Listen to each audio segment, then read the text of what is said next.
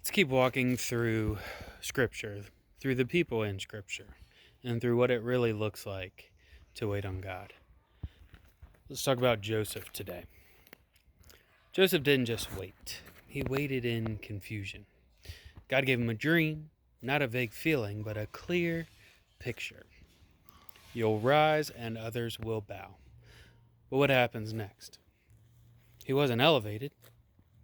He was betrayed. He was sold and forgotten. He was thrown into a pit, then into slavery, and then into prison. And here's what makes this different.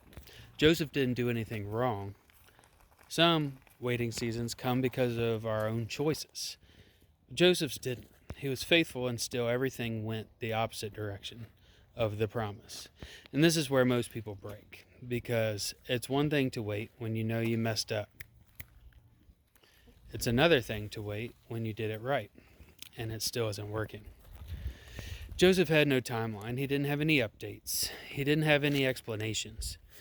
He just had silence. Still, he stayed faithful. He served in Potiphar's house.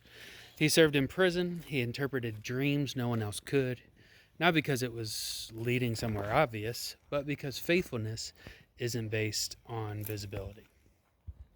That's the difference. Self-reliance says, if I don't see progress, I'm changing direction.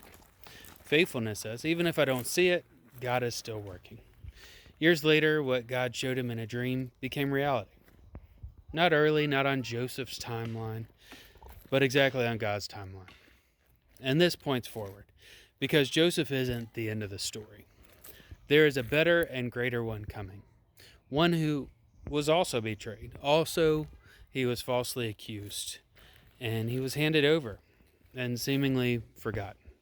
This time it wasn't for positioning, it was for salvation. And that's Christ. So here's the question.